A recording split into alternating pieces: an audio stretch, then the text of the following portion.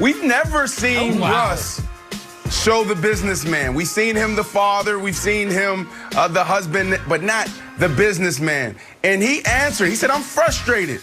Man, I remember a time, Nick, and I'll be quick here. I remember a time it was week 3, week 4. We're flying in from a game. It's like midnight, 1 o'clock in the morning. Everybody's going home. Russ and I were like, let's get a jump start on the week. Let's go hit the tubs, hot tub, cold tub, contrast. So I'm sitting there. I'm old. I'm done. I knew this was my last year. I said, Russ, my body hurts. There's no cameras. There's nobody around. He said, Brandon, what are you doing? He said self-talk. Everything's positive. That is who Russell is. So for you to see him on a national show talk about, being frustrated and leaning into something that could potentially come off negative, that's a big deal. So Brandon's obviously right about all the analysis there. I still think the number is a 9 because I don't think the Seahawks are insane. It would be categorically insane to let this get worse than it is. I told Wilds this before the show. I think we've all seen the GIF on the internet of the guy. He's wearing like a chef's outfit in his kitchen with a pot of boiling grease that's boiling over, and he's debating whether or not he's going to drop the chicken in. And he ends up dropping the chicken in and the whole kitchen explodes. Right now, the Seahawks are the pot of boiling grease. And they have the choice. Are we dropping the chicken in? Or are we very carefully turning the burner off? Turn the burner off, Seattle, and everything will be fine. Yeah, little charred curtains, that's it. Give Russ whatever he needs. He wants to make a draft pick? Fine. He wants to pick a free agent? Fine. He wants Sierra to be the head scout. You know what? See if it works in her schedule. Whatever it takes to keep Russ happy, make it so do it. So it's a 9, Wilds. I think they'll do that. Seriously, I'm going lower. I'm going with a 6. The fact that Seattle is getting so many calls is just really weird. Like, we know Mahomes is not getting any calls. We don't think Brady's getting any calls. I don't think Washington is fielding calls for Chase Young. I don't think Seattle's fielding calls for Joe Burrow. So the fact that there's multiple reports that they're getting multiple calls from multiple teams and Russ is out there on an interview tour, we could easily just clam up and not say anything. Makes me think that this smells like a 6. Smells like a 6.5, but I brought it down. It's feeling very like a 6 to me, like very Drake-ish. I like it. We're all over the scale on that one. Let's see how we do with this. All right, Deshaun Watson. The QB wants out of Houston, but Houston doesn't want out of their QB. Brandon, scale of 1 to 10, how confident are you Deshaun Watson will be a Texan next season?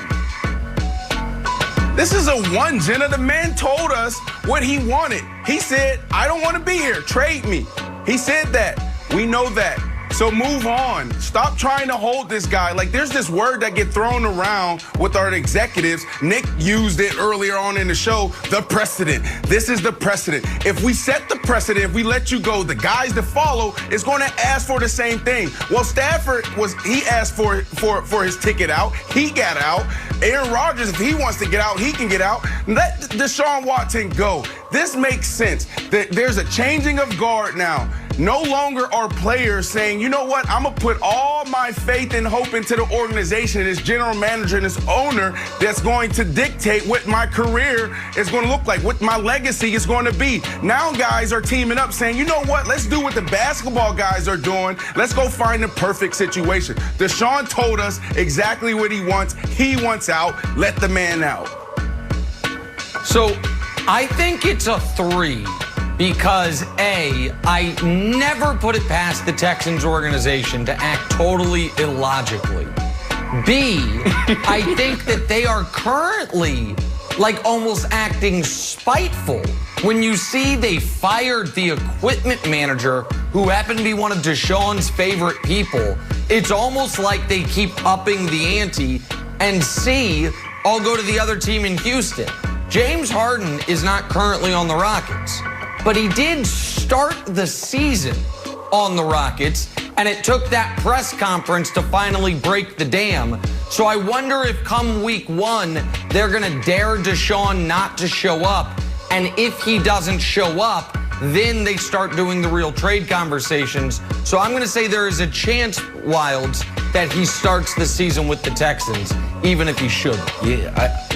Yeah, I think it's interesting if James Harden's situation has informed the thinking for the Texans. Because, look, the Rockets aren't terrible, and Harden's happy, and, you know, I think Nick Caserio, I think Raphael Stone feels like, all right, I probably made the right move and I traded a superstar. I put it at a 0 because I think there's a strong chance that that he sits out if he doesn't move. But the best move is the Tom Brady factor. You got a great coach. You go to Florida, where there's also no state tax like there was in Texas. I did 0 because he might sit out. I went 0. No, I'm not doing the Jets. No more Jets Photoshops. The graphics team refuses to make them for you, Brandon. They ran out of green. Hey, got to talk some OBJ. You guys, this tweet was the latest from Odell. Odell said, "I'm just being patient for my turn." Although I honestly feel like we hear this every year going into every season from Odell. Brandon, scale of 1 to 10, how confident are you that Odell will be a Brown next season? That is true, and something got to give. Do you follow this guy on Instagram? Do you see how he's working out right now? This dude is working out like a madman. Yes. He is so locked in. He is so focused. And Jenna, he is not going back to Cleveland to catch 70 balls. No shot. All this work that he's putting in right now is not to go back to catch 70 balls and get 3 or 4 targets a game. So this is at a 3. Nick, I think this dude is going to be out of here soon. So I also had it at a 3 Sunday afternoon, but it's now a 4 because I think one of his potential landing spots, sadly for me, has been removed from the chessboard, and that's the Chiefs. I think if the Chiefs had won the Super Bowl, they would have just tripled down on what they've done. Speed, talent, outscore you. And I think they would have offered the 32nd pick, their first-round pick, for Odell. But because the Chiefs lost the way they did, I don't think they can justify using any resources on anything other than offensive linemen and getting stronger and tougher. So with the Chiefs off the board, the odds of him staying in Cleveland go up just a tick. So I call it a 4, Wilds. Okay, I went with a 7, but it's a strategic 7 because the stuff that I wish for rarely happens. So if I put it really low, this wouldn't happen. Look for Bill Belichick, who's got a ton of cap space in the 15th pick, and Josh McDaniels, who had to run the ball all year. This is going to be like when you start to diet before Thanksgiving. And then you know what? You get to Thanksgiving and you eat the entire table. That was our run game all this year. Like, you guess what? Next year, it's Thanksgiving morning. We're going to start with the pies right away. Boom, 50-yard bomb right to Odell. Start the season fresh. From who? I don't quite know who's throwing the ball yet. I'm not sure who's throwing.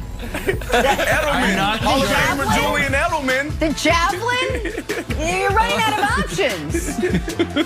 Brooklyn Nets, my friends. The Nets have lost 3 in a row. Wait till you hear why Kyrie says things have been so rough for them lately. It is a litany of things. But first, I will be simple here. Gronk wins Super Bowl. Gronk goes to Disney World. Spike, Gronk, spike. Mickey and Minnie, are you guys ready to learn how to cross spike? Take the football, grasp it with your